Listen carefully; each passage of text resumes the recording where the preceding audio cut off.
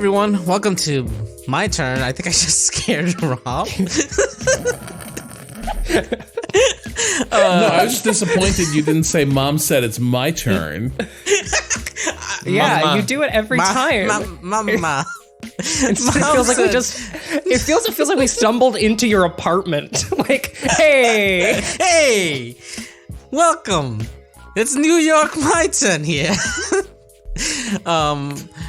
Welcome to my turn, the podcast where we pick movies that are tangentially related in an order which I've long forgotten.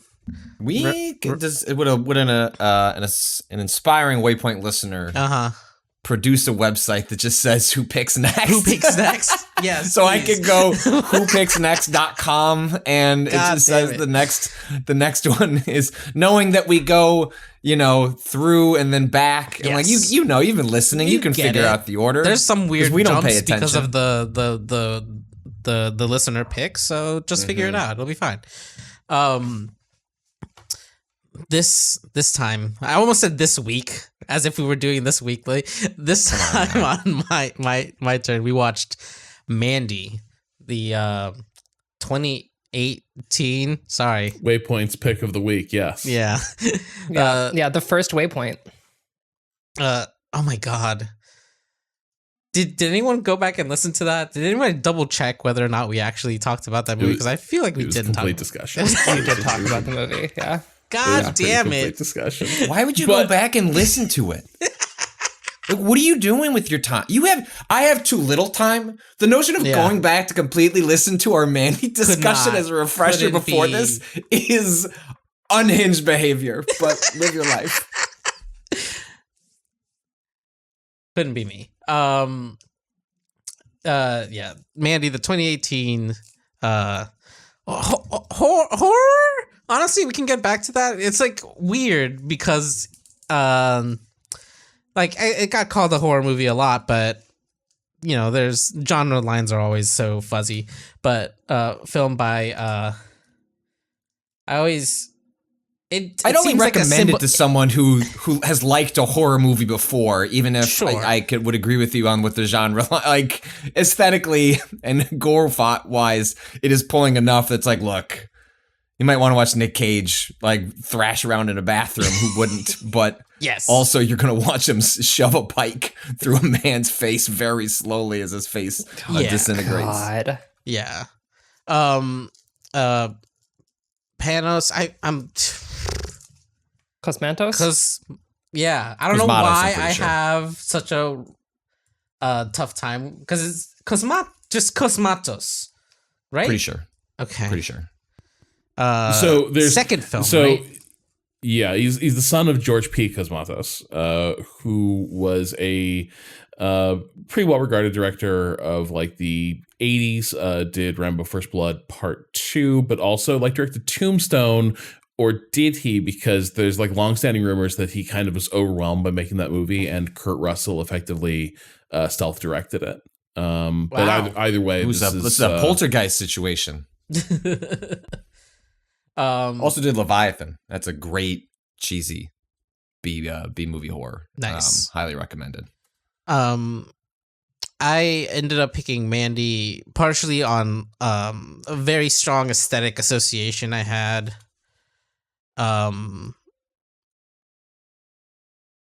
with like just kind of like this the kind of mythos of these two movies, like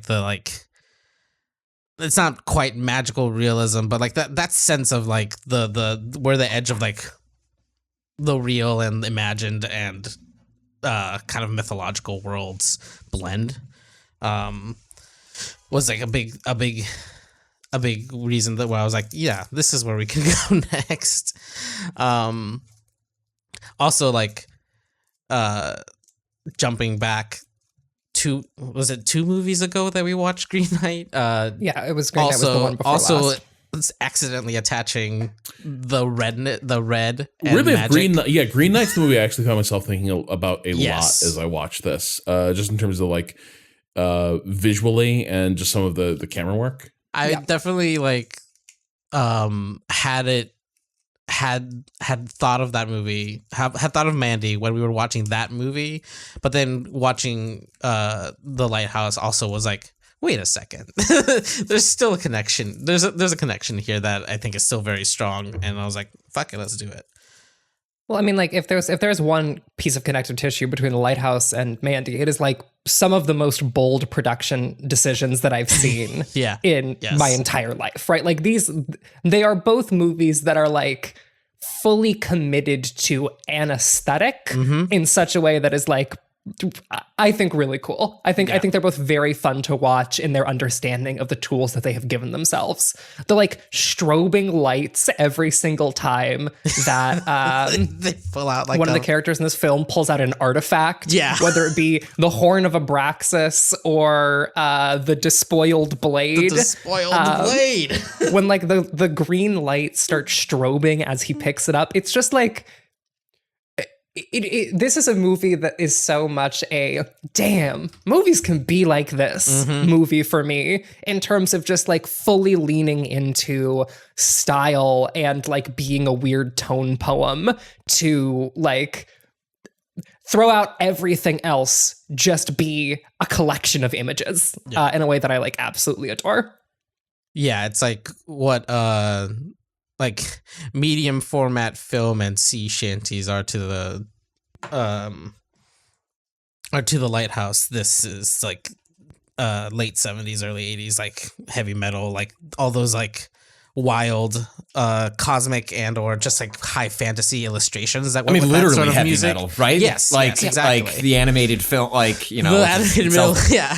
Like I don't know, I haven't read enough to know if that is a specific inspiration on this, but I cannot help. But I never saw the animated film, but like the box art is like enshrined in my mind because I would always see it at the video store, and I couldn't help but look at this and just see like a direct connection, even if I have no idea if it literally exists as a aesthetic inspiration. Well, I mean, even just sideways, because like heavy metal was inspired obviously by those illustrations. Like, what if we made all the heavy metal illustrations into a cartoon? So a thing about this is that the axe from Mandy is actually based off of the F in Celtic Frost, which is the name of a, I believe, Icelandic heavy metal band. Yeah, no, not Icelandic. It's a heavy metal band. The F in Frost is exactly what the axe, the battle axe that Red inexplicably forges, is like used for. It's incredible. It's spectacular. This movie has a sort of structure that is interesting because it's kind of taken this it's a revenge movie, right? And it has this like setup where you think like, okay, like this woman's gonna get fridged, and you expect it, honestly, just because of genre conventions, to happen much earlier than it does. But the first half of the movie really kind of takes a long time setting up Red and Mandy's like relationship, and like really kind of makes, I feel like, the revenge part of it later hit a lot better for me in the end. What did y'all feel like? How did y'all feel about the first like half of this movie? I mean, like, the first half of this movie is like deeply compelling to me because it is using a lot of the same aesthetic tools that the second half of the movie does, but is applying them to like human interaction that is just off of like what we expect from people talking to one another, right? Like the conversation that Mandy and Red have about the starlings is like just such an uncomfortable scene for like so many reasons, and it is like done expertly. The color grading as it like hangs on her face, and so I think that like the execution is so good that even if like it's a little bit long in the tooth, I kind of don't care because every single scene is like doing something new with how to make me uncomfortable with two people just talking to each other, whether it be Mandy and Red or Sand and anyone in his cult, literally anyone who he's a pervert around in different ways for all of them, which is like, damn, he can't even be consistent with how he's a freak.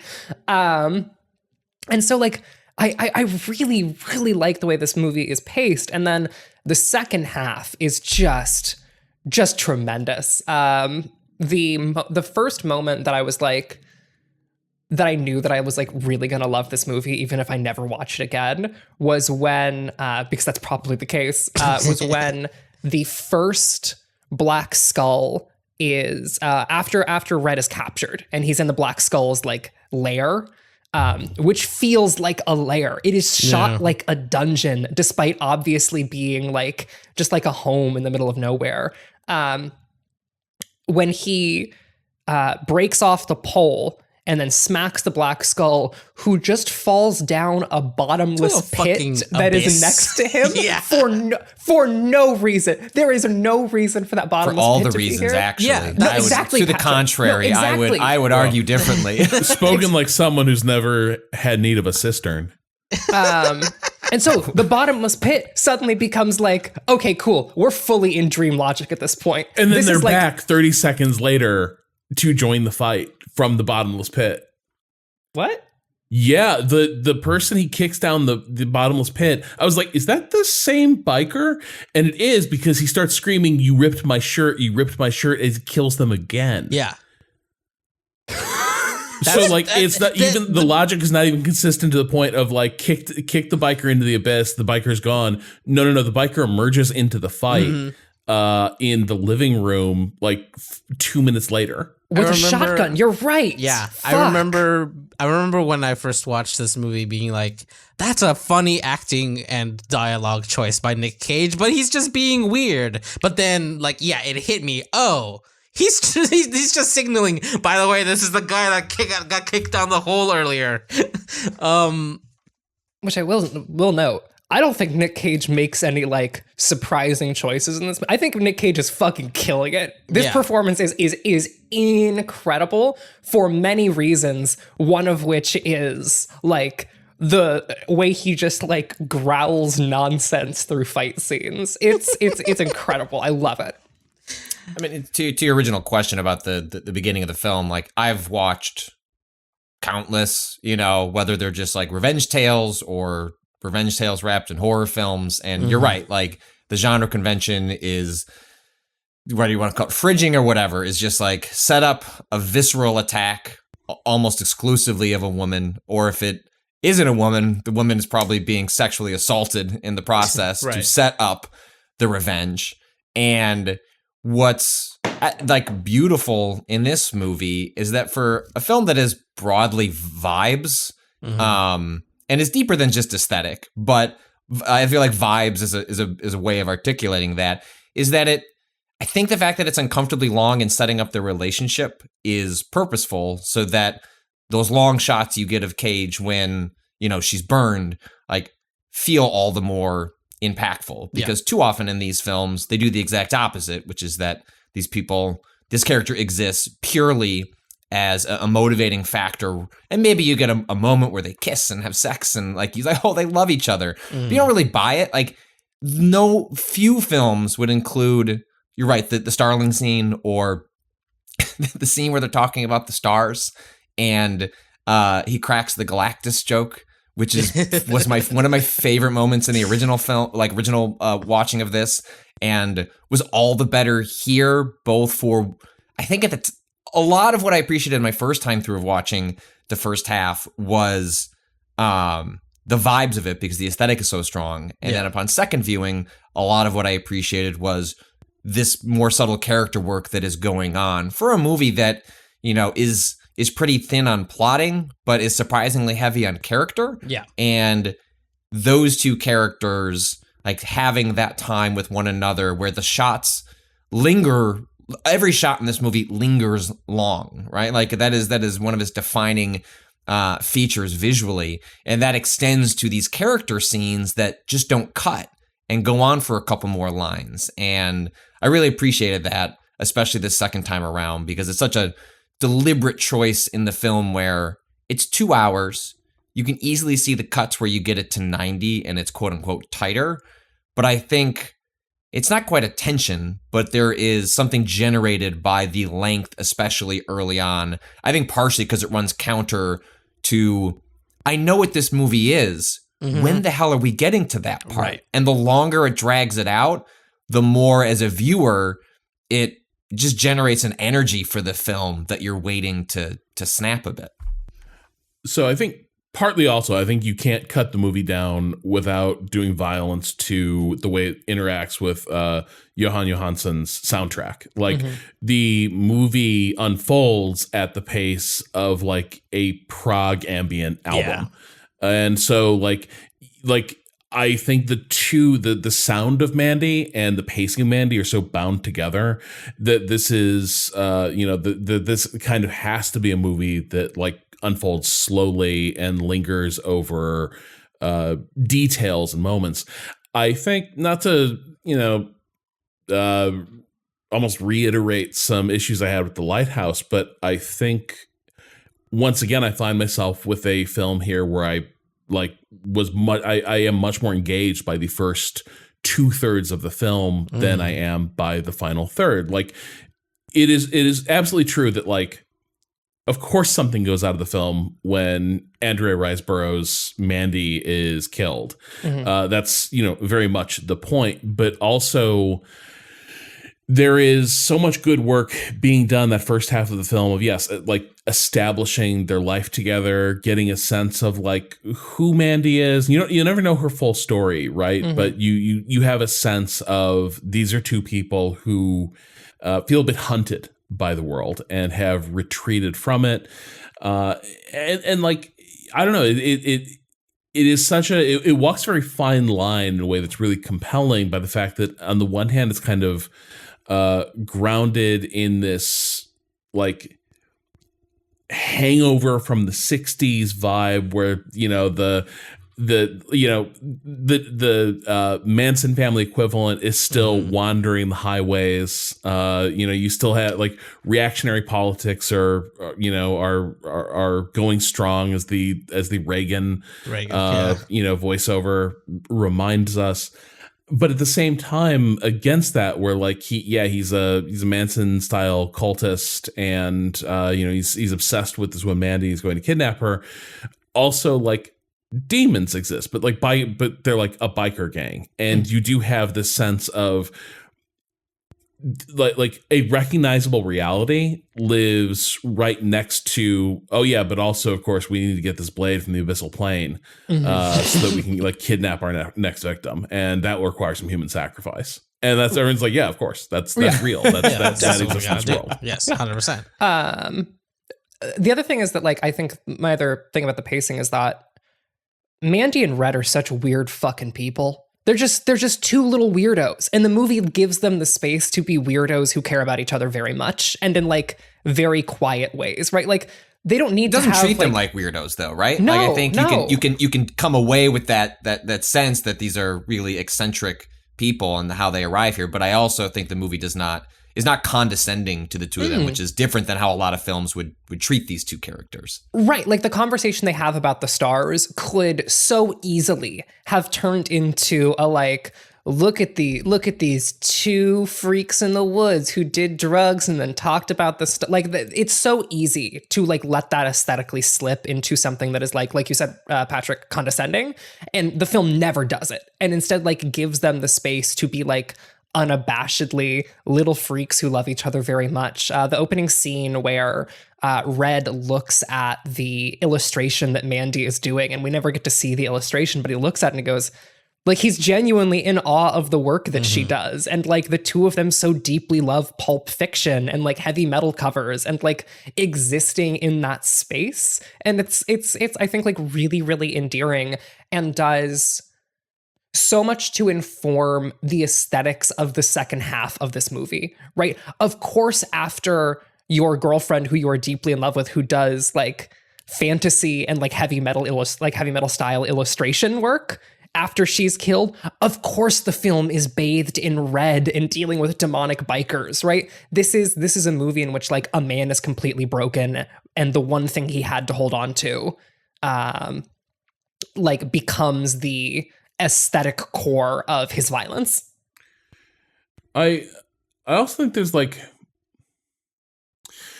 I don't know, they are eccentric, but I think the thing that comes through so much is like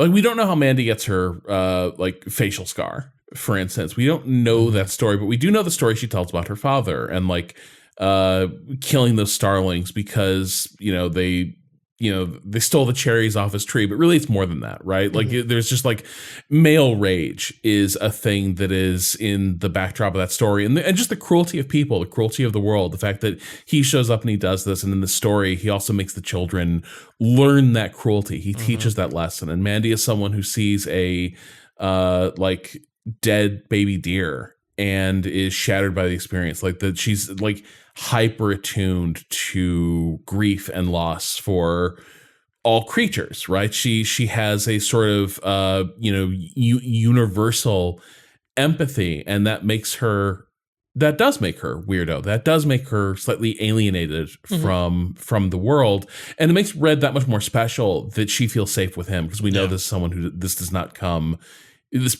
seem like comes easily to. But against the backdrop of that, we also see, she's always wearing a metal band t-shirt, always. Like her art is the type of art that graces the covers of the sci-fi and fantasy novels she reads. She and Cage are comics nerds at a time when that still is very much kind of a subculture. Right.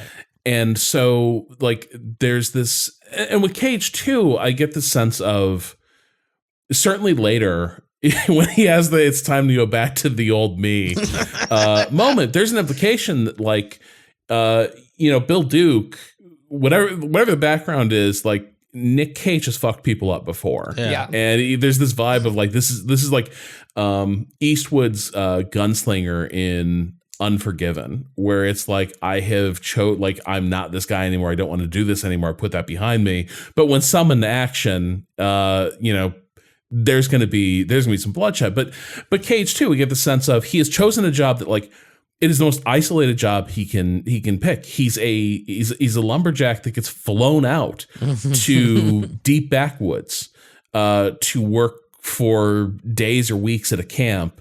And then is flown back out to not even quite like, civilization, still very much on the cusps of it. He's still deep in the wilderness, just like in sort of the settled parts of the wilderness. And I even get a little implication. Do we see him drink before Mandy is killed? There's on the helicopter, one of his coworkers offers him a drink, and at first there's definitely you definitely get the sense that it's not only it is both signaling like he might do other things but not alcohol, and then but also obviously the like sort of sense of him being like more of a loner. He's not one of the guys. He's not one of the guys at all.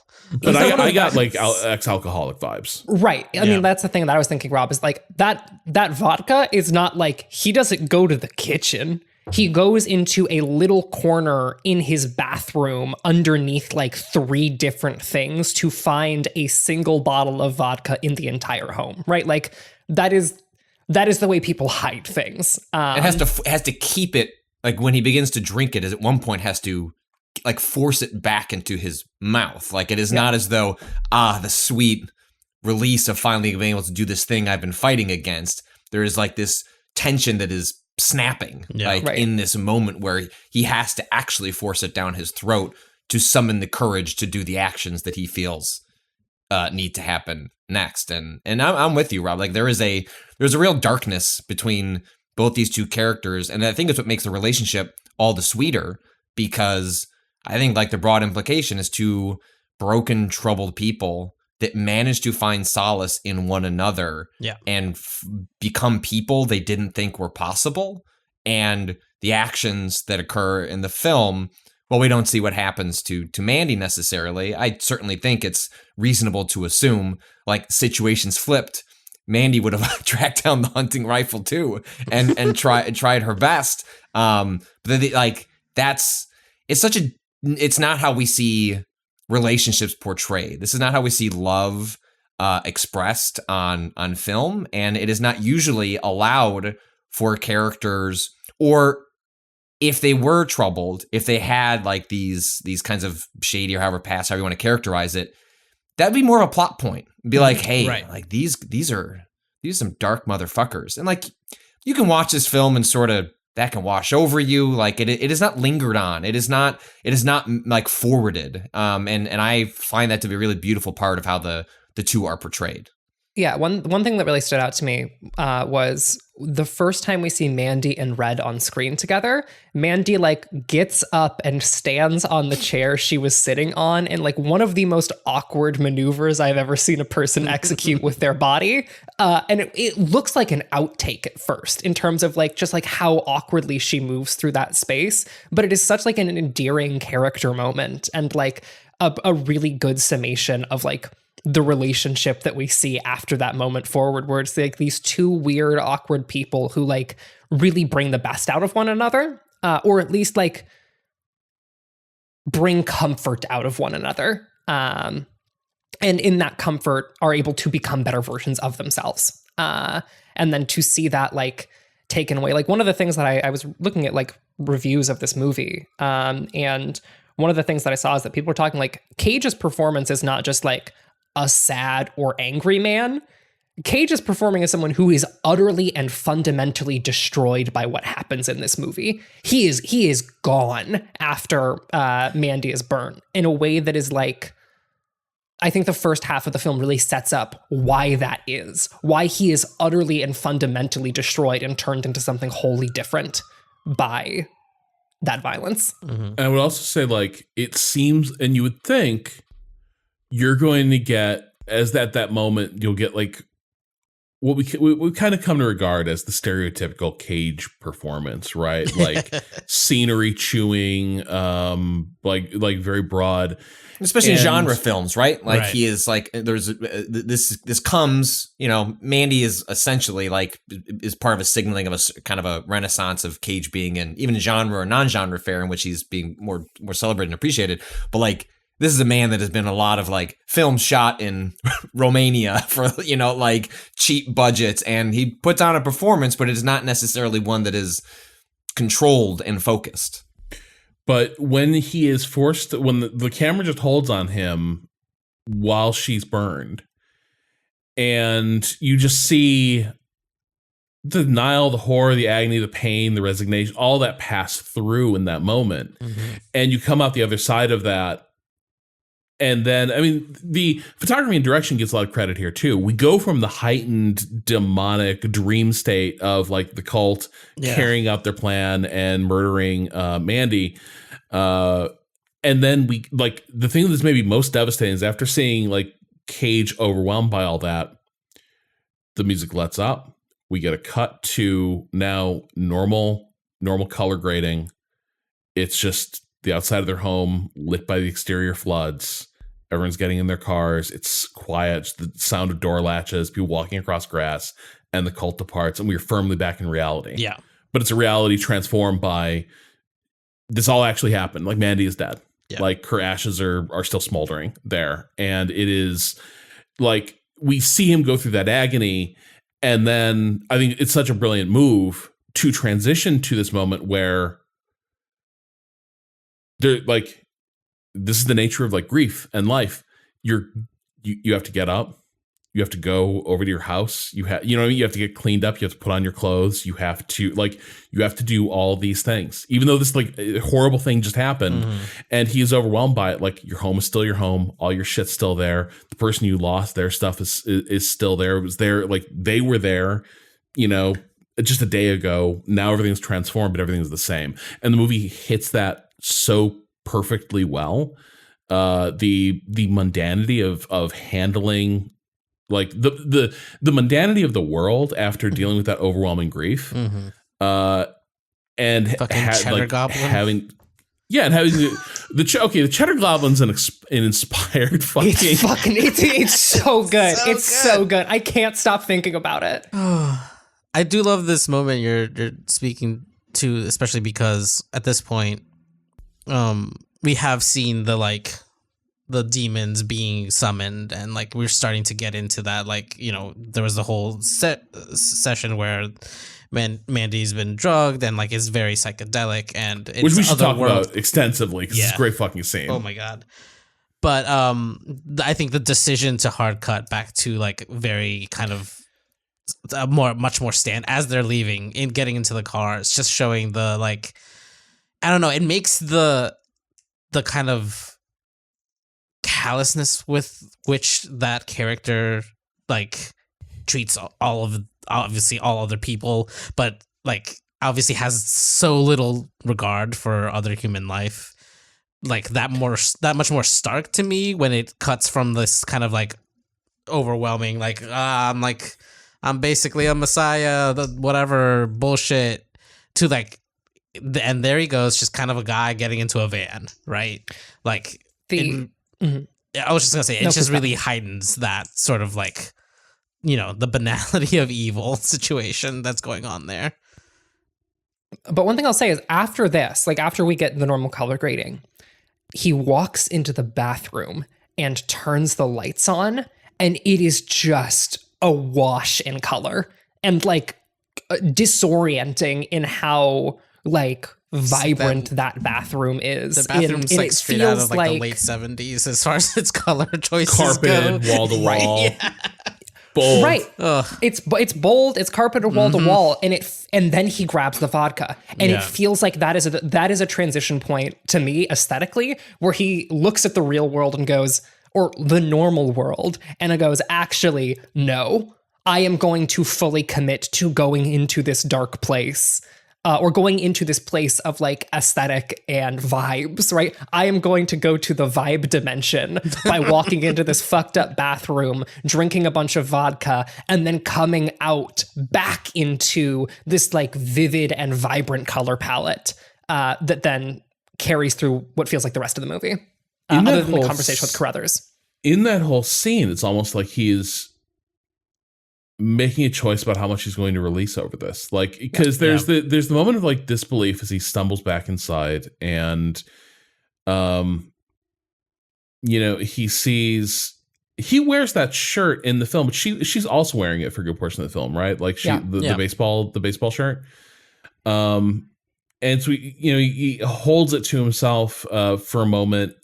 And then, like, when he makes it into the bathroom, it's like this wonderful building action to when he finally just starts screaming and wailing at what has happened here, but like almost as a choice of like, this is like, there's no suppressing this. Like, I do feel this way. This is like, it's going to be raw.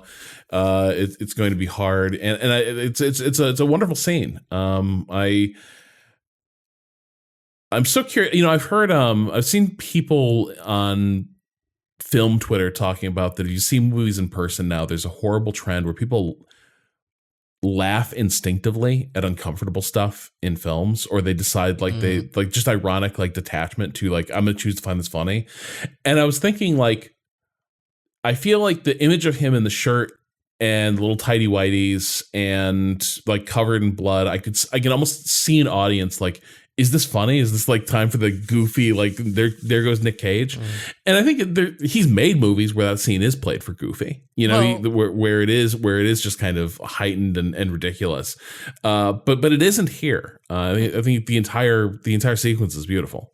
Well, I mean, I think it has that moment to let you to like be really obvious with Cheddar Goblin right before that, where it's like, this is what this movie thinks is maybe funny, or like there's something that you can laugh at here for a second before we get into like the thing that you're right. Like, it feels like they let a little bit of release happen there before it like gets really, really intense, The other thing I'll say is that I think that this is a movie where you're talking about like that uncomfortable laughter. I think that frequently that uncomfortable laughter can be the result of like incongruity, or what feels like incongruity to an audience. And I think that if there's one thing that Mandy does, it is establish a vibe so early that the minute you see him in that fucking bathroom, you know that this is not being played for laughs, because this is just the palette that this movie works in. This is the like emotional like tone and tenor that has been spread throughout. And I think that for me, like, I don't know how you could see that scene and read it as goofy, given everything that has happened to the point in this movie, from like how aesthetics and like scenes are constructed to this point. I think it does a really good job of establishing a internal logic, or lack thereof, and then communicating that to the audience, and then committing to it for the rest of the movie.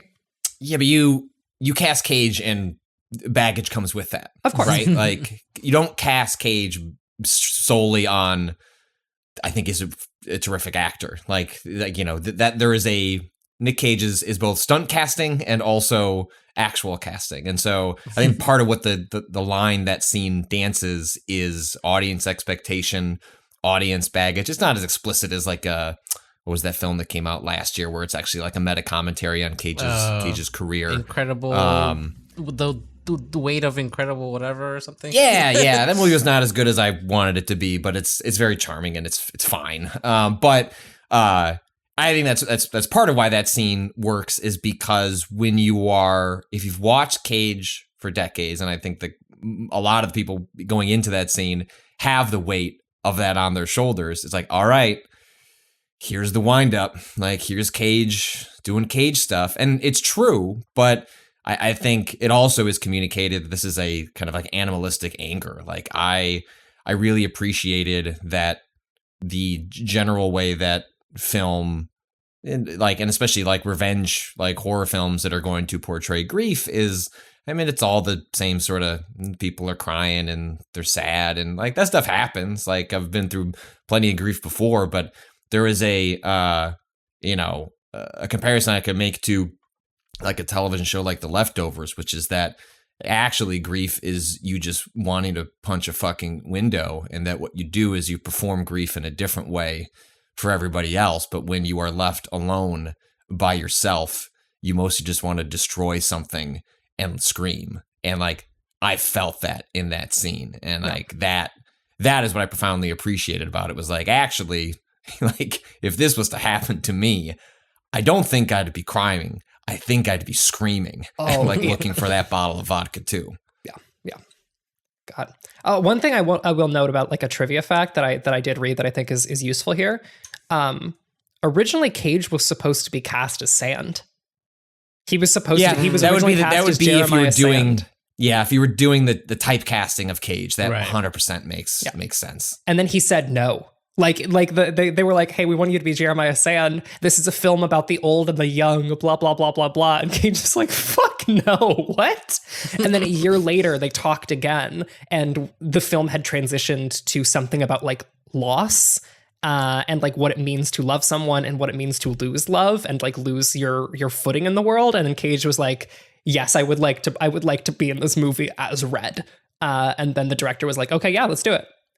Which I think is a really cool story of like how the film's even like basic themes shifted over the course of a year, which then allowed Cage to actually take on a role that feels like almost made for him, right? Like it feels, this is a movie that like Cage's performance in this feels to me the same way that like Adam Sandler's does in Uncut Gems, where it's like, this is a role that has been basically tailor-made for this one particular person to bring all of the baggage of their previous movies into it and then play with that.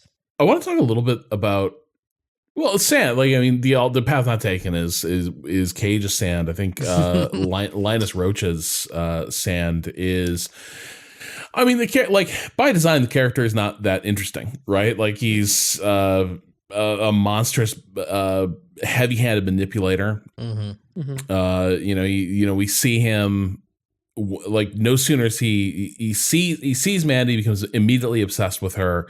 We see the way he interacts with members of his cult, sort of the ways he controls them or enables them, as it were.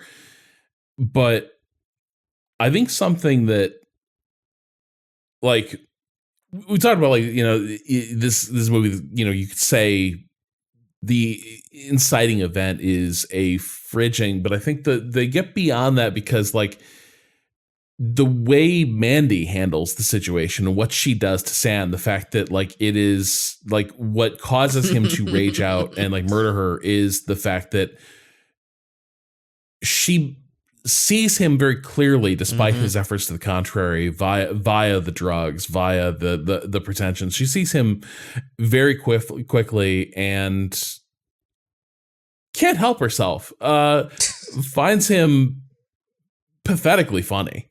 No. And, like, the sequence is, it is such a good, like, it is such a great sequence because we have him, he's arranged his whole little tableau after she's been drugged by, like, the, hallucinogenic wasp sting and the eye drops and such.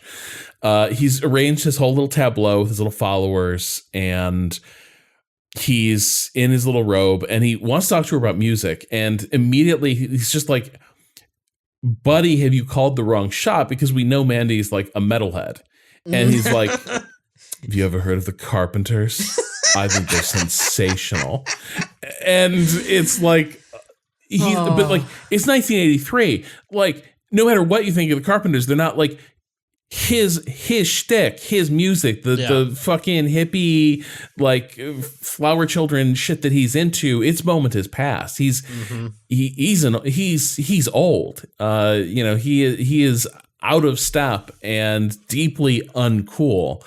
And he is trying to present himself as this, like, awesome guru type figure. But then he'd been better off if he put the Carpenters on.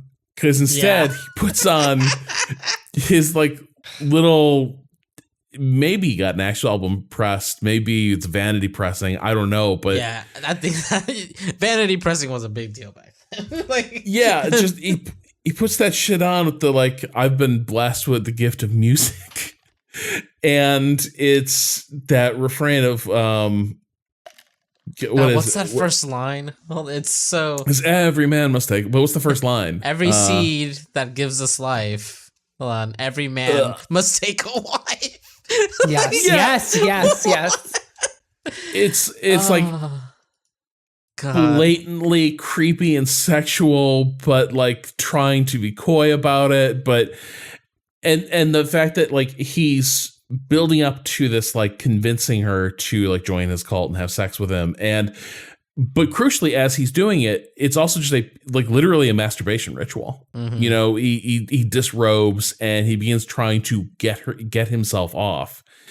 And she's drugged, but she's taking all this in and getting increasingly lucid. And, like, she signs her death warrant almost knowingly. She says, what do you see when you look? When he says, what do you see when you look at me? She says, I see the Reaper approaching. It turns out the crossbow is named the Reaper. But she's sort of seen at this moment the way this is all going to play out. That, like, all of this is going to get everyone killed. And it's going to start with her. And she kind of chooses to cut this guy down. Did you write this? And then just bursts into laughter. Yeah. And when she sees it, and when she sees it's making him angry, she laughs harder and, like, digs the thumb in deeper. And, like, effectively, like, destroys him, right? Like, Nicolas Cage is going to come along later and kill him, but, like, this is the humiliation that he's, like, kind of been avoiding forever. It's a great sequence that, I guess the point of comparison I would make almost is there's a lot of media, but I think, like, it's typified by, like, Far Cry has gotten into this horrible pattern of, like, twisted villains are so charismatic and fascinating. Yeah. And here we have one who's like, I'm a twisted villain, I'm charismatic and fascinating. And basically, it's like, you're a talentless pervert. What's the Far Cry one that takes place like in the quote Midwest, like has the whole religious cult aspect, right? Like I couldn't help but kind of think of that. 5. Yeah. Yes, that villain here, because you could just slot them in, except that one treats the villains as cool as shit. and one thing that I think this movie does do actually pretty well is it's pretty considered about who it treats as, like, Jeremiah Sand is an abusive person, right? Is fundamentally an abusive person, and the film like focuses on that above all else, right? Like under like his attempts at charisma, he's just fucking cruel consistently throughout the entire movie. And like one of the things that I do appreciate is like there's the one moment Red doesn't kill one person in this movie, and it is this like person who has obviously just been like wildly and deeply abused by Sand into being present for all of this and into being like a place onto which reduced from a person into a place upon which violence is done. And like I think it's a really, really like I think it's a depiction of cults and the people in them that is both like deeply empathetic and also does not have any patience for like abusive monsters in a way that I actually really appreciated. Yeah, because he doesn't spare Marlene, the older one, because it's keenly aware, like to a degree, both the women in this cult are victims and also participants in what the cult is doing, but there's matters of degree. Yeah, that like Marlene has embraced this role and wields the power that comes with it, even though she's also being abused and manipulated. But like, Sister Lucy is clearly like, she's allowed to think she has agency maybe, but for the most part is like completely under the control. And, you know, the like Nicolas Cage knows the score from the moment, is a demonstration of his power. Sands does the load a bullet into the revolver and, spin it thing before he burns Mandy. And also the film's like, we don't see Marlene die.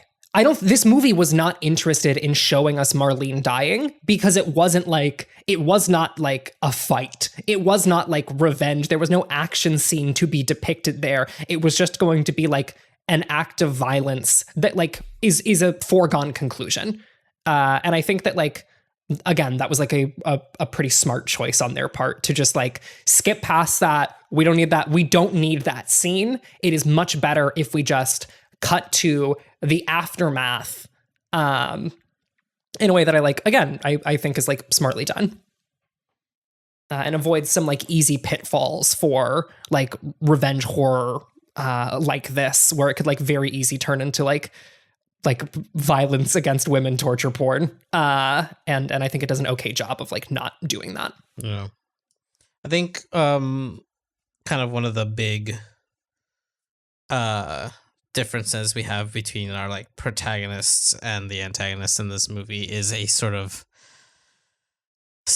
ability, I guess, or skill to see kind of the truth of a person, I guess, right? Like like Sand has this like inflated sense of himself, and like everyone in the cult has been, kind of, but like the way that Mandy kind of cuts him down by being able to, like, seeing his true self and kind of like, seeing how pathetic he is. And Nick Red in that moment, knowing, kind of understanding that it's Lucy, right? That's her name, the one who he lets go. Yeah. Yes. Yeah. Knowing that Lucy is not bought in, has been, like you were saying, kind of been held hostage in a sense here. Yeah. I think it comes to a similar point with like the chemist too. Well, I don't know what. Hey, does he kill the chemist? Yeah. Does he kill the chemist? Wait, which one? Because there's two, right? No, there's just the called chemist. The chemist. It's the dude with the tiger. That's the only one. Okay, because I thought, no, okay,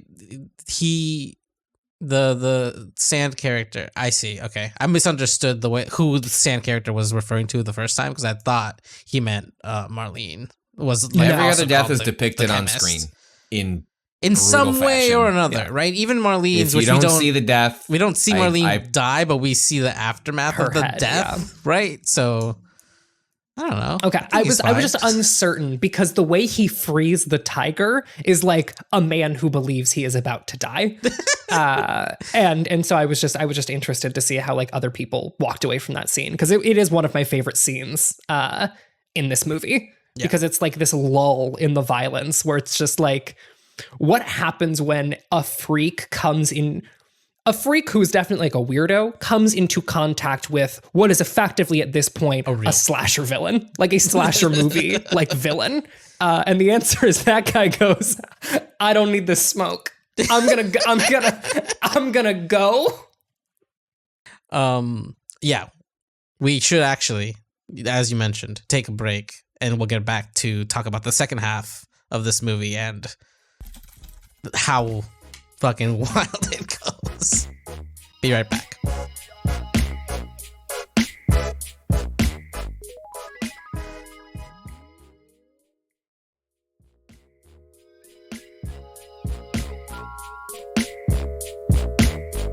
All right, and we're back.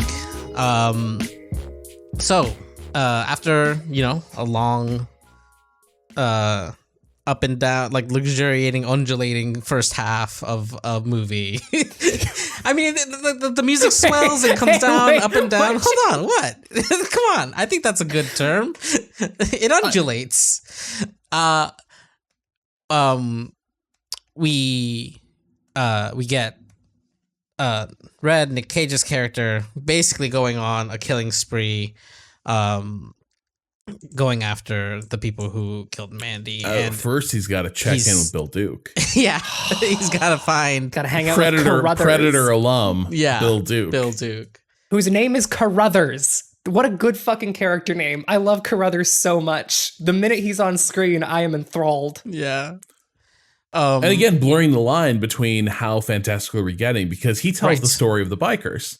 In addition to have been holding on to Reaper, that crossbow that you've forsworn, and I've got special arrows that are really fuck people up. Which again, like, are we in the bone? Right, and it's like, but there's only like 3 of them, and it's like they're magically imbued, obviously. Yeah, for sure. That's the thing, right? Is like I take this movie at face value. Like, at no point do we enter the realm of fantasy. We have just entered a different realm.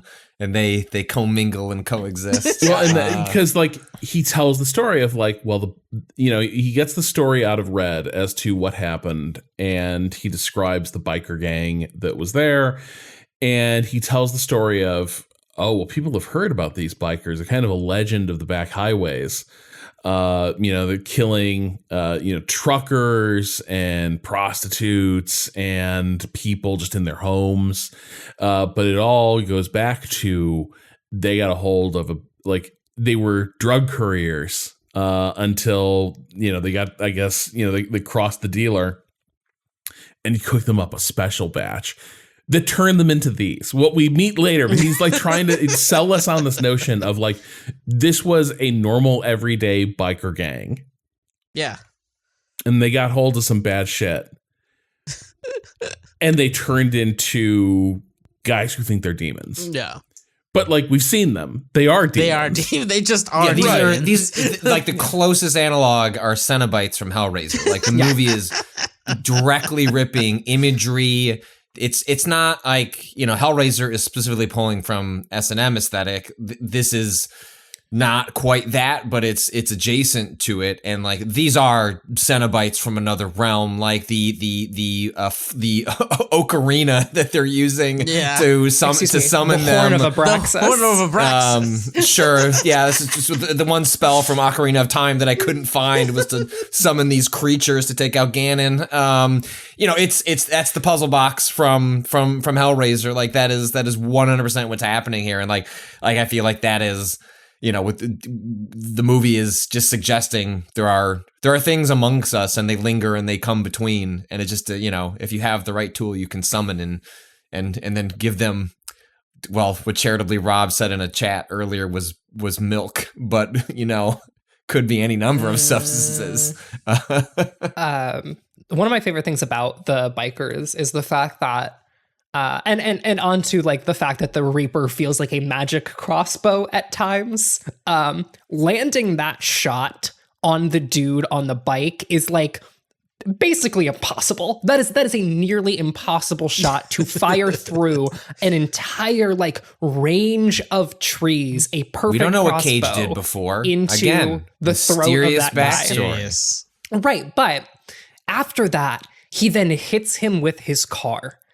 And he does not hit him with his car in the way that people get hit by cars in movies generally. It looks like he hits a like concrete divider, the way his car reacts to hitting that man's body, which is just covered in like spikes and like pieces of metal. Mm-hmm. He is not a person anymore. He is a wholly other thing that is so much more resilient than like a human has ever been. And it fucking rules. Yeah. It rules so hard. And then it's the setup for knocking the guy down the bottomless pit only to emerge later, apparently completely unharmed. These guys are like, they follow demon rules insofar as you have to cut their heads off or do something like it to actually kill them. It's so good. I like to think that the pit is that's where they came out of. That's the pit to hell, and that's where they crawl out of. So he was just sending him home for a second, He's like, oh yeah, sorry everyone. Hi mom. Bye, hi mom. I gotta go kill a guy. I'll be back. More milk. Got it. Mommy, milk. It's not milk. Oh, it's too thick to be milk. What do you think it is then, Kato? I don't. Any theories? No. You don't want to say what you think it is. They're just fiends for horchata. No. God. They're like, I'll bet it's tough to get horchata out in the backcountry like that. Blood horchata. They're like, horchata.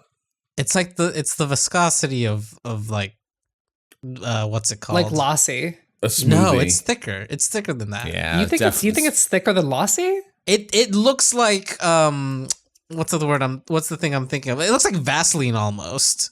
Like it's there's also like the slime that kids play with these days, where they make it just out of glue. That's all I could think of looking at this. Glue. This is just some homemade slime infused with God knows what. Yeah.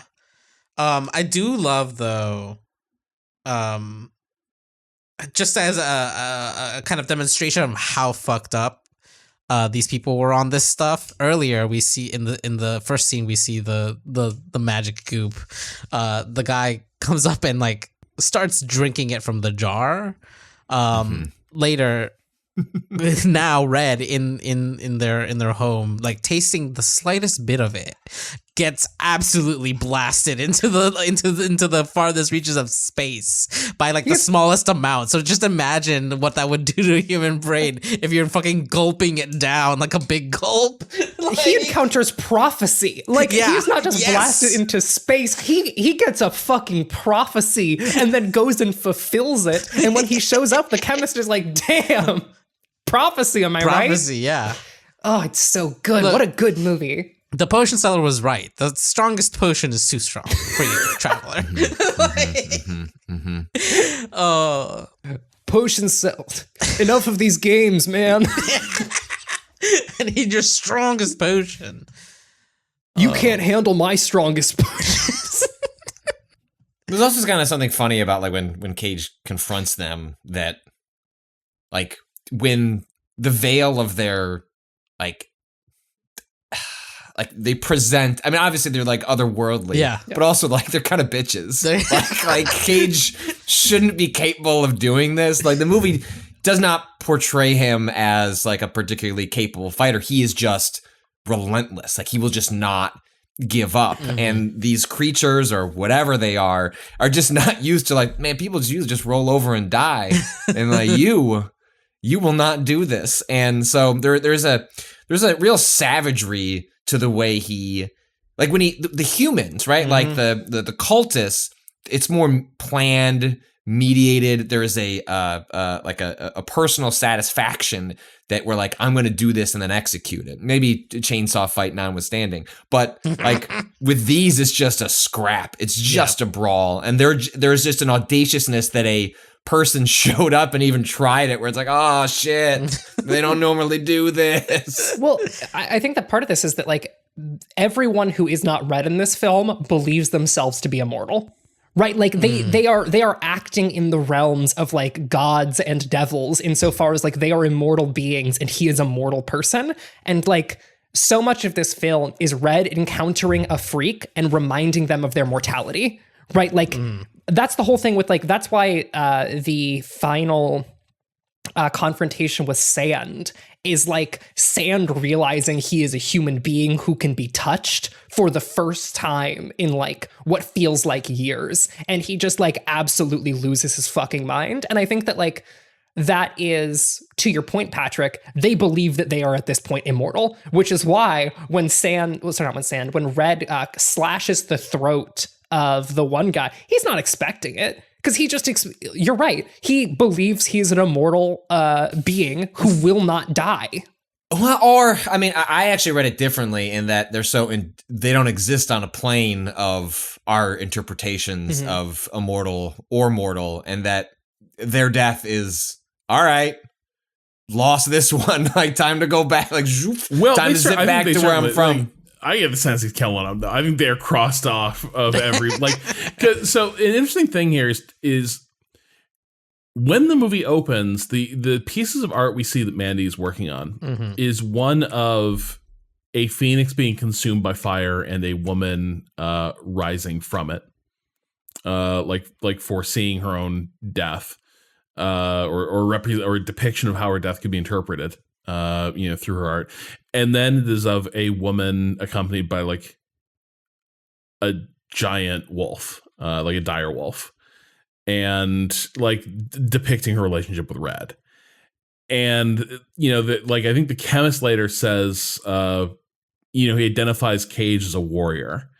And so the entire thing is entering metal album, like mythology. Warrior. Pardon? A specific warrior too, right? A Jovan Jovan warrior sent forth from the eye of the storm, which is Jupiter. The eye of the storm on Jupiter, and like the planet that Mandy specifically says is her favorite for that reason. Like that conversation that they have about the stars, apart from it being kind of like an insight into like their kind of goofiness, can also definitely be read as like them picking the planets that they see the other person as, that they're interested in, right? Like Red is kind of that boiling storm underneath, but otherwise kind of, still a beautiful planet. And then, which makes Nick's kind of like Red's, I keep saying Nick, just calling him Nick Cage, Red's choice of, what was it? Saturn first, which is, a very like beautiful planet. Then switching to Galactus, kind of very interesting as kind of a joke to tease her, but also there is a bit of like, I could have it all through destructive, like right. I could like an unleashed version of myself, which is kind of similar to like he does it as a joke, but obviously like by the end, Sand makes a speech that's similar of like everything I want is mine, like that is my due. Yes, and like without a shred of irony or humor. He generally does see the world and people in it as things to consume. I mean, what is the last thing that Red says to Sand? No, I can't remember. I'm your god now. Red says, I'm your god now, and then crushes his skull in his hands. Like, it's, oh god, the fucking... We shouldn't sleep on the grindhouse sensibilities of this film. Like, when he cuts the demon's throat... Yeah. And he just gets waterboarded with the guy's arterial spray. Yeah. And everywhere. Like eventually this gushing will stop, right? Nick, let's run that one again. Camera, there's a mess up. Load up the blood. Yeah. It's a great kind of signifier too, because it never goes away. The blood stays for the rest of the film on all over his face, and it's just like him having gone through this transformation into this kind of righteous seeker of revenge that he is for the rest of the movie, just bathed in his enemy's blood. His axe looks hella uncomfortable to wield. It's so dumb looking. I love it. It's so wild. Stupid. It's incredible. The little grip. It needs to have a grip near the head just so you can So- grab it from anywhere. But then he starts like doing like dual bladed lightsaber tricks with it in the fight with one of the Black Skulls. After, may I add, shooting that guy in the throat with his crossbow. And he Again, just pulls the bolt. He just pulls it out. Like, oh, this yeah, is it's annoying. no big. Yeah. Yeah. and then this is why like. Again, I love the way that this movie like blends the magically real, like Patrick was saying, because like you have to killing these guys requires you following magical rules of thinking, right? Like the only way to kill this guy is to chop his head off, and like remove his power from the world. And I just think it's really sick. And then he lights the fucking cigarette on the burning head, which is like so stupid. I love it. It's so good. What a good movie. And I think for me, it reaches its height in that second half. Like, I don't think that the second half is as interesting, but I'll tell you what did interest me. Chainsaw fight. Chainsaw fight. And I was like, oh, like, he's got his chainsaw. He's gonna fight with that guy. He's gonna use his chainsaw. And then it turned out there were two chainsaws. And one of them there was bigger. a bigger chainsaw. Yeah. It's such a beautiful moment of just like, because that, we've all got that image of like the Texas Chainsaw Massacre, like chainsaws as like a horror trope. It's always one-sided, right? It is the thing that the killer comes after their victims with. But then having two of them, he's both, they're both the slasher in this moment.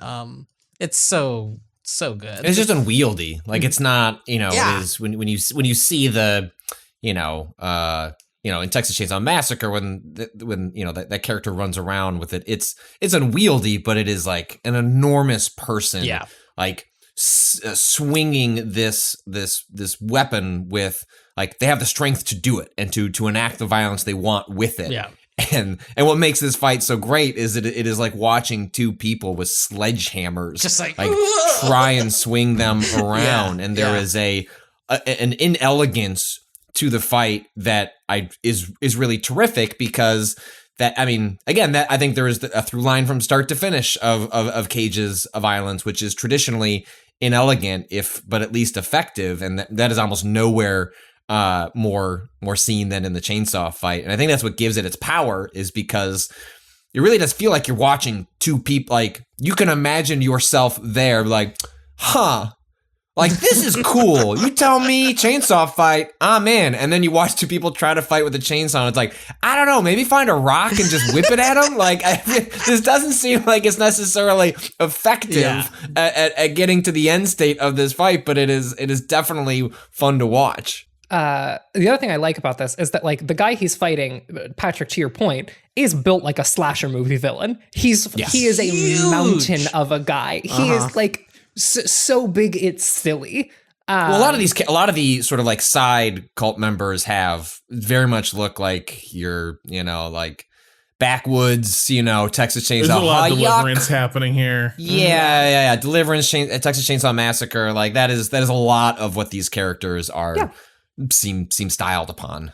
Yeah. And like that is the fun thing, is that, like, in a way, the second half of this movie feels like a bunch of slasher film stock characters coming into contact with a Nicolas Cage stock character in a way that is like deeply, deeply engaging for me, because it's just so fucking, it's so good. And the fact the fight is resolved not through like, they don't chainsaw joust to the death. The guy falls on the chainsaw. God. Yeah. That's so good. Because Cage decides to use literally anything else in picking up that chain, which, by the way, so good. The minute he picks it, God, I love a good chain. just like they keep showing that there's like multiple shots of the chainsaw rumbling on its own on the ground, and you're just like, oh boy, here it comes. And we just got a beautiful tableau of like, he's falling on the chainsaw, and again, much like movie will not be rushed. No, we're going to watch his body like be vibrated by the revving chainsaw as blood just like continues to spray out from under him. Yeah, and it rolls. Love it. It's great.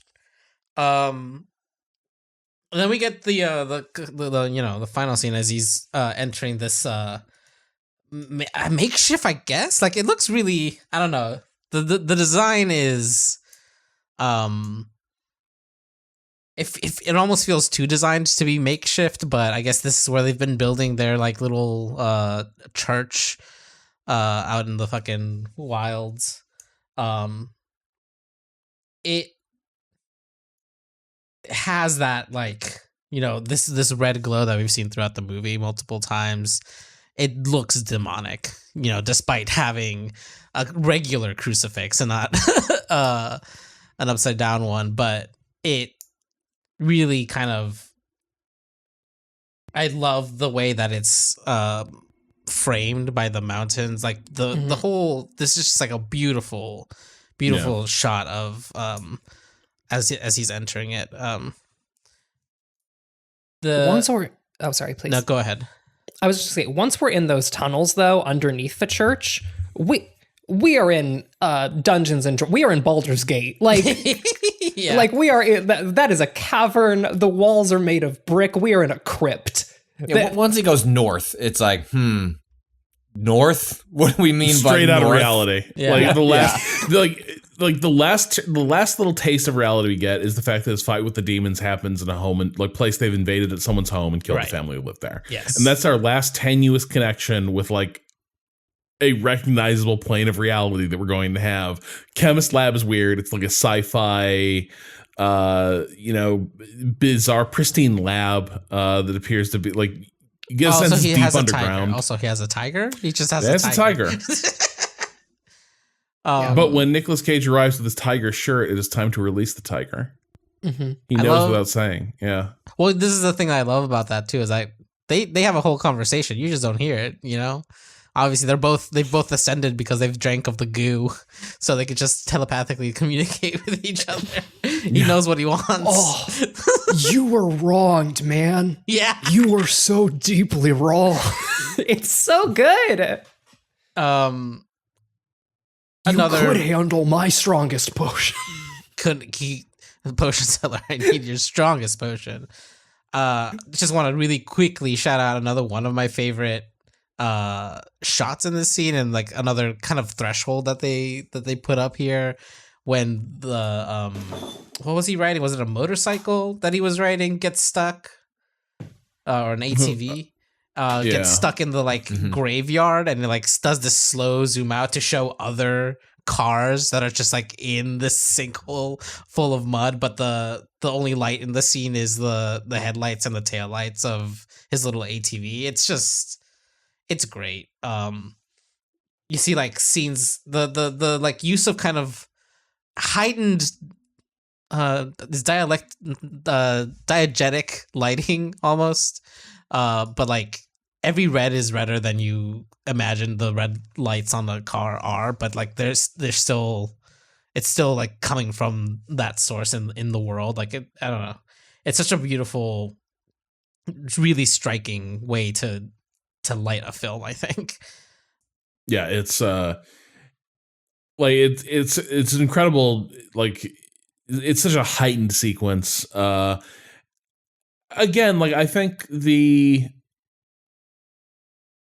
like tonally the film is going to struggle to live up to the first half, and it's also going to struggle to live up to the highs of the chainsaw fight. Yeah. And so I think in a weird way it's like, I don't know that it's a flaw, that it's a bit anticlimactic. The like, there's no fight to be had here, right? Like this is like Sand is going to like try a couple strategies to get out of this. He is going to try his grandiosity and his sense of himself as a man with a greater destiny, and a sort of a god on earth.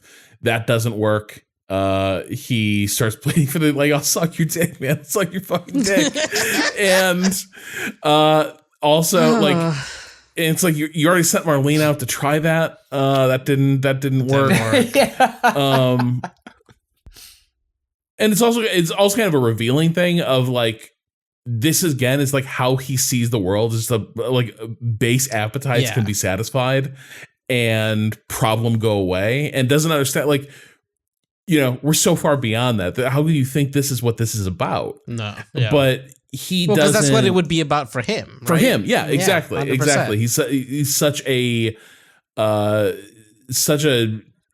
childish man of pure id, that this is what he thinks of as a way to he can sort of spare himself before he returns to sort of grandiosity, and we just see him get his head exploded. Yeah, it's gnarly. It is, absolutely. I love it as a just kind of definite portrayal of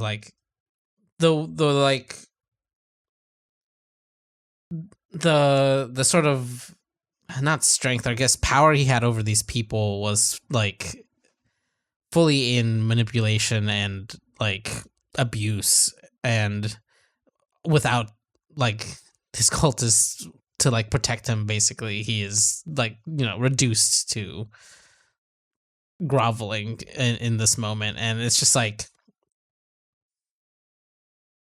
the quickness with which he's trying to find any way out is very, I don't know, very very satisfying to just see him what he could do from a position of power when Mandy cut him down.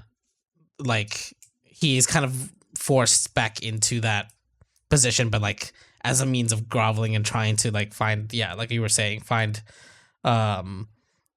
he thinks there's a new pecking order and he has to be in that pecking order, and it's that's not what we're doing here, bro. Yeah. I think we can check pause. in on a couple. Yeah, I was gonna say, should we? Oh, yeah, emails. Yeah, we got some questions, and Red can jump in whenever. All right, I think we can go to a few questions. We got a few. Thank you to everyone who submitted one. Let's see here. Anonymous writes, one of my favorite aspects of Mandy is its lush, painterly, unrealistic use of color and light, which we don't often get anymore. Another recent example is Nicolas Winding reference Copenhagen Cowboy. Can you think of others? When do you think the current tyranny of realism in lighting will end?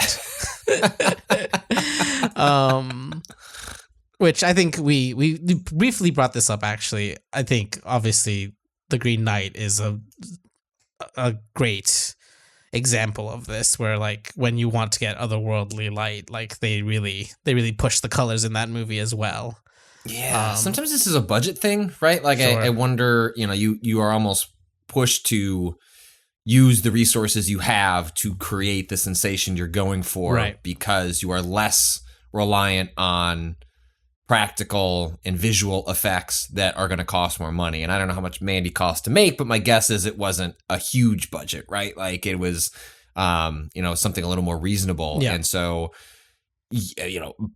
I think part of that is just simply out of it's a way of masking in a good way what you cannot accomplish by putting other things on the screen. Mm-hmm. And I wish more films had that restraint. It's frequently why I love lower budget affairs, because you get to see ingenuity come through in trying to portray what you might do differently if you were given a much bigger check.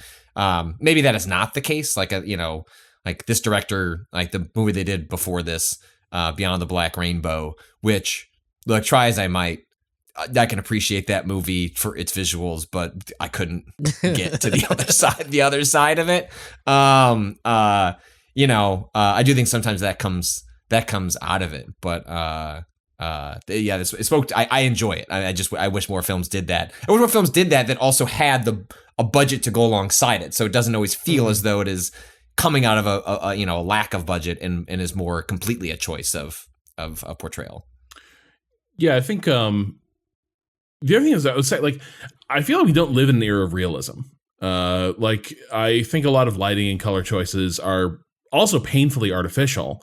They are as distinctive as like 1960s, 1950s Technicolor films. It's just, whereas like, three-strip Technicolor is a glorious saturated riot of color. A lot of the choices that we see being made around like digital color grading make things look like shit. And it also doesn't look real, right? Like the world. Well, frequently it's not lit for the product that ends up. I mean, I think like the most like House of the Dragon, right? Like the most recent like Game of Thrones spinoff had a sequence where it is these characters on the beach at night, and it looks like dog shit because you find out later it wasn't shot at night, like it was shot in like the daytime, and then just like visually alter it later. And I think that is, similar to a trend of what you're talking about, Rob, where it's like things aren't lit for what they're portraying. They're just shot and figured out later in post. And I think that leads to a strangeness in what you're seeing, and an unrealism that is harder to grasp. And I do think that the question askers trying to hit on a point of like, even if it isn't realistic to like what that light would look like, it often isn't expressionistic the way these films are, right? Like, it's maybe there are color choices being made, but there aren't often like color isn't a main character like the way it was in Mandy. Like, it definitely like it commands, its presence is always important, where like what you're saying, Rob, feels more like even if it's not realistic, it's also not doing anything other than just being the choice that was made, kind of, Real quick, I think people want to look more into this. There have been a few people who've written about this, but Emily St. James wrote an article called Colors, Where Did They Go? An investigation over at Vox last January. Perfect. And it's like a discussion with a number of showrunners and cinematographers trying to get at like, why do so many things have this like grimy, desaturated, like color suppressed look? And there is no one answer. Some of it is stylistic choice, and some of it is an effect of things that are like sort of an attempt to control things that digital can do wrong, or at least like that. You will get effects you're not expecting with digital photography, and so you can course correct really heavy-handedly with post-process, like post production, like color grading. So there's a few answers to that.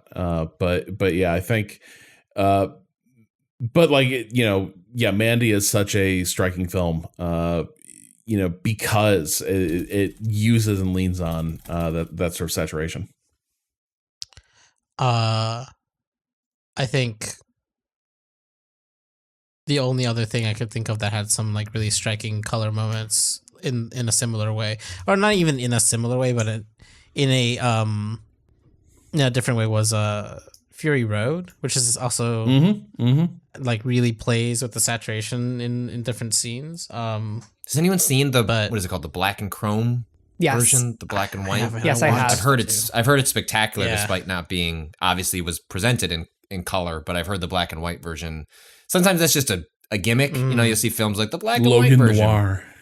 Right. But I've heard this version in particular is striking. Well, do you know the other thing about the black and chrome version? It cuts all the dialogue. In terms of like all dialogue becomes silent, and instead it's just the soundtrack, the moving image, and I believe some sound effects. It's a pretty like striking version of the film. You could do a version of, I don't know that this movie would work in black and white necessarily. I mean, color is so specific to it, but you could probably cut a version of I actually think maybe I'm thinking of this because kind of someone asked a question about this. You could cut a version of it without any of the dialogue, and you could probably put together something pretty striking. Yeah.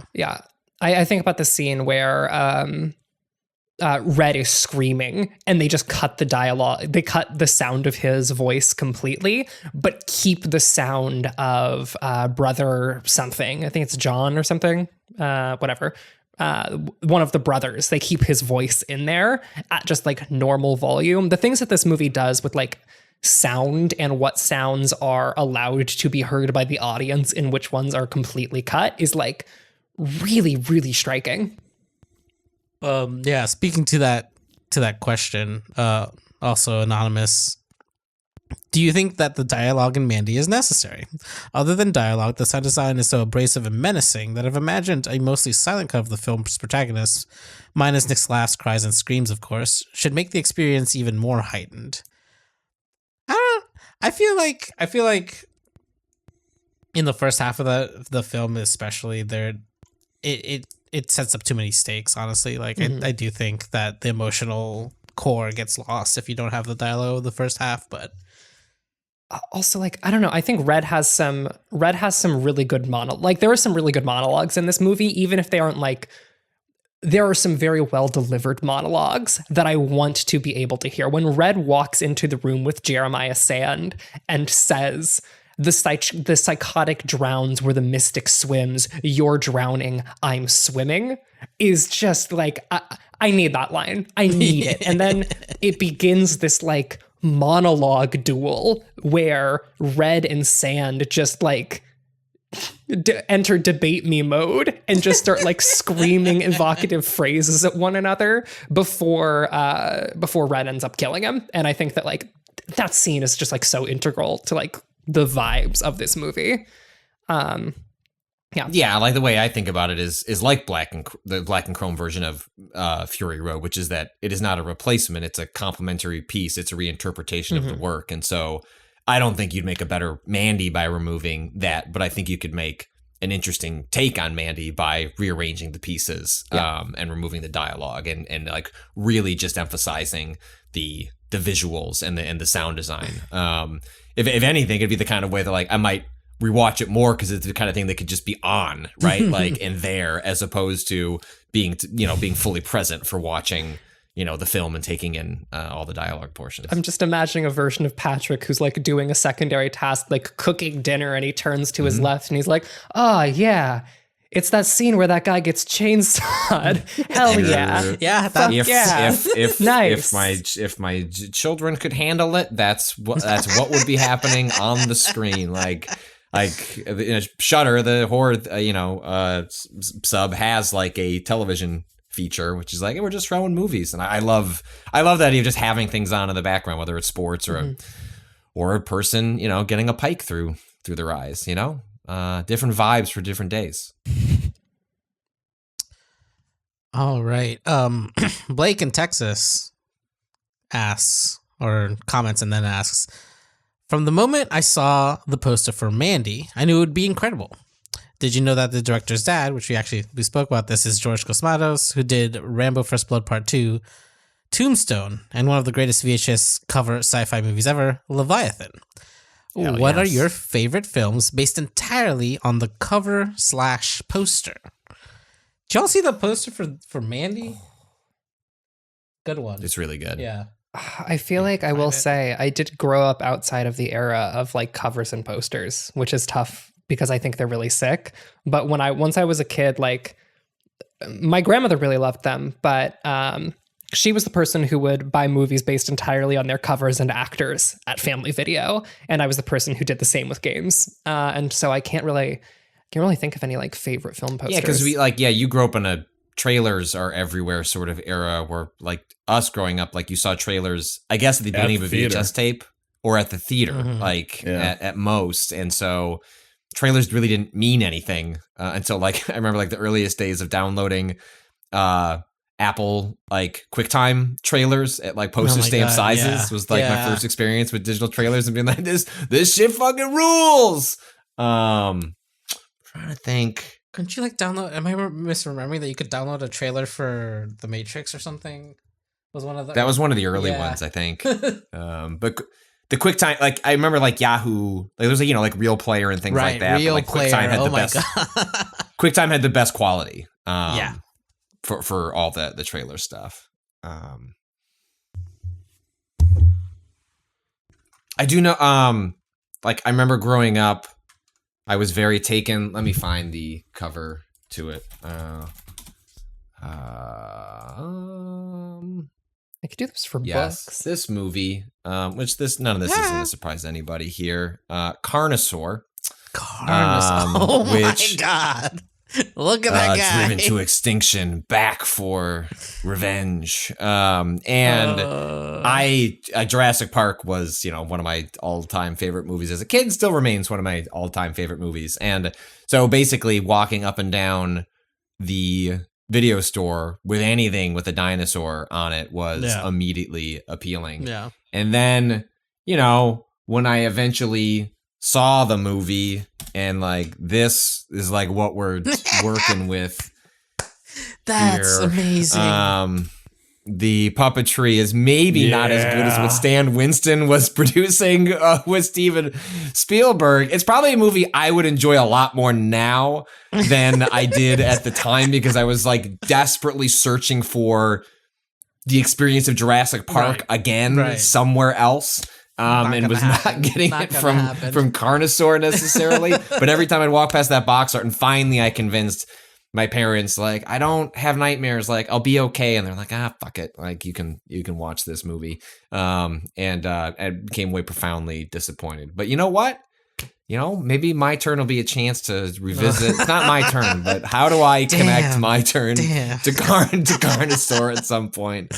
One can only dream. I love this poster, Patrick, specifically for one of the poll quotes, which is thumbs up, terrific. I like this movie, period. Yeah, but can we look closer at who said it? Zoom in. Enhance. Open in browser. Gene Siskel? Of Siskel and Ebert? What? What are we doing? That's incredible. What year is this movie? 1993. Okay, no, I don't think he had brain cancer by then. Jesus Christ. Oh my God. Oh.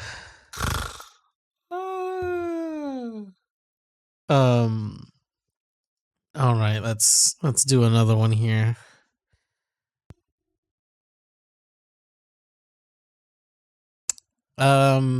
Here's one from Chris from Question Mark.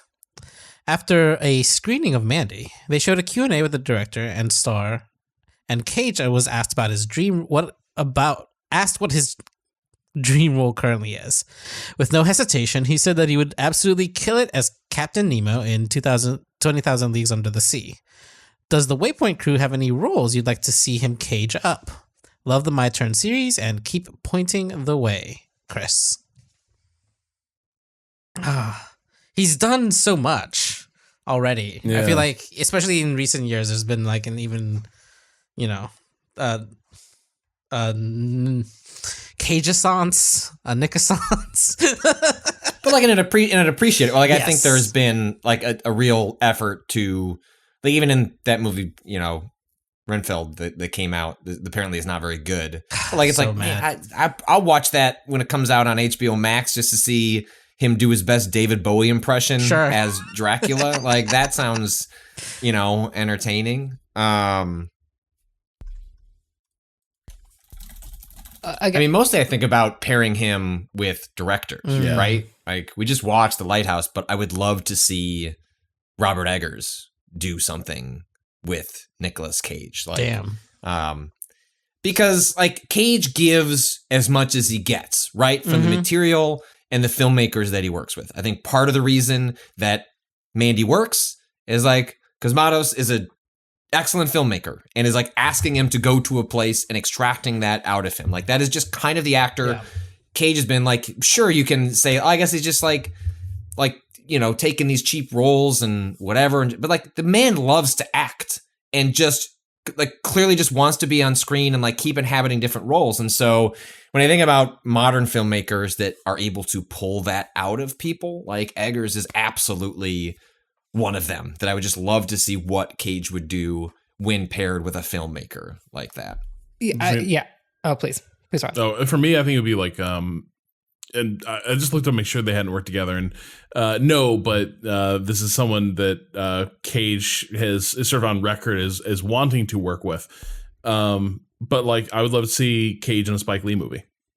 Like that is because like I think there's the like we've gotten a lot of like somewhat taciturn Nick Cage performances of late, and then a lot of his more verbose roles tend to be really heightened and broad, like see Bad Lieutenant, etc. But I'd be so curious what like a Spike Lee script draws out of him, because those movies are stylized and they're stylish, but they're also very chatty.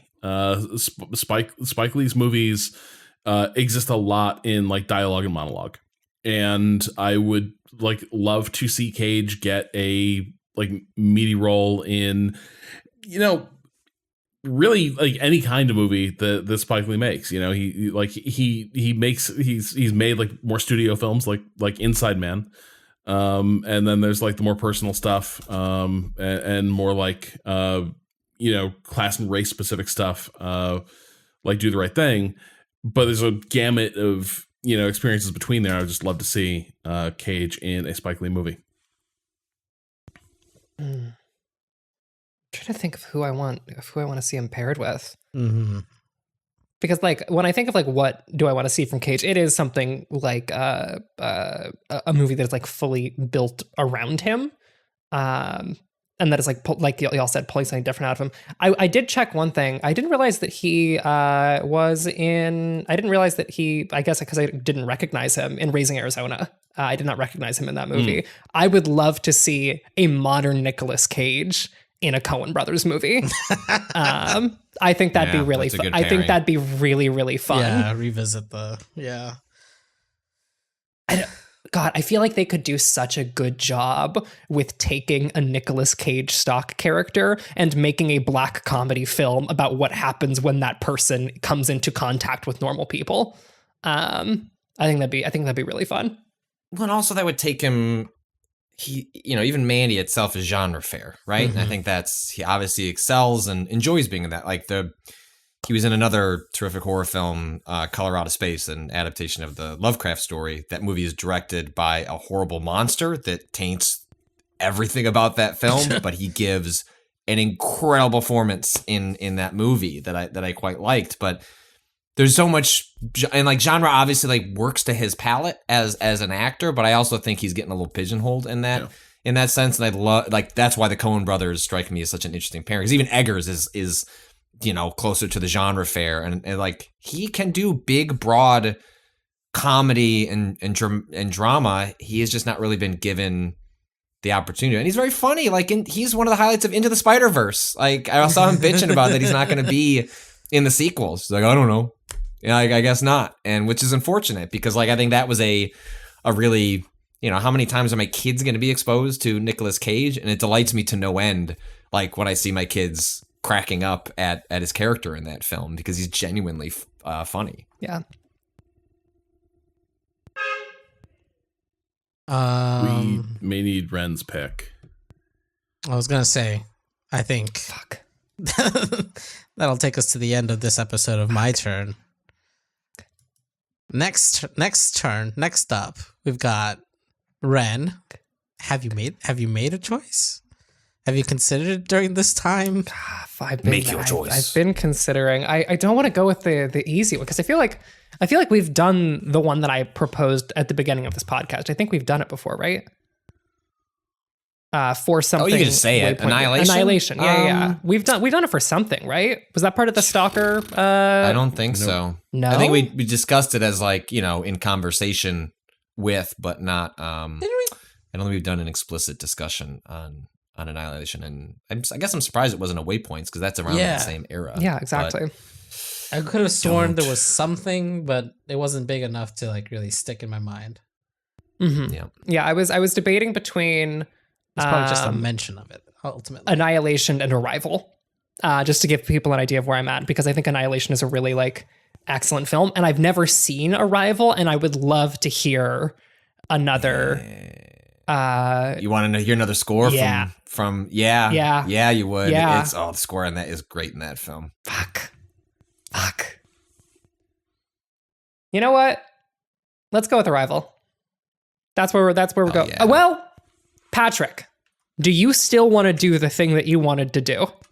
I'm fine with dead kids in films. That's not what I meant, but okay. Oh, I thought this was maybe like a warning, like Patrick, that movie does open with something horribly distressing happening. No, to a that's child. me asking if you still plan on going to the film that we had previously suggested you would be going to, because I'm trying to figure out which has the best connective tissue to where I know that you wanted to go previously. Oh, don't worry about it. No, don't. We're good. If you want to do Arrival, that's fantastic. I think that's a great choice. Let's do Arrival. Hey. Yeah. Next week it's next time. I keep doing it. Yeah. Good joke. Next time, it'll be my turn, and we're going to watch the 2016 science fiction language film, Arrival.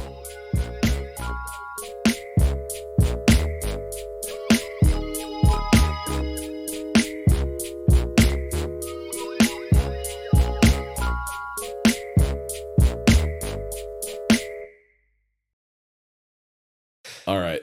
Yeah, what time that is? Mikado, you're the captain today. Oh, I had to pull up time What that are we is. clapping? God damn it. You motherfucker. Oh, that's right. Well, you don't need it. All right, let's just go on 40. Wow. That's so long from now. There it is. There's so much space. Can't believe you talked over our clap. Yeah, great producing right there. Gets into the host chair and just Yeah, no, the clap is totally They're talking clear. won't be on our tracks. Yeah. And they've got their little marker. I know what I'm doing here. I know what I'm doing here. It's fine. I just think it's uncouth. Carter, you're Hang on. completely The woman who lacking brought an uncouth. entire breakfast sandwich into the podcast yesterday can't be like, Can't be you talked over our uncouth. clap. That's uncouth. damn. Let's make a point to not eat breakfast on the podcast. I know, I'm sorry. Oh dear, have I betrayed a small psychological pet peeve I have? No, that's totally fine. I'm sorry. I really don't. Okay. All right.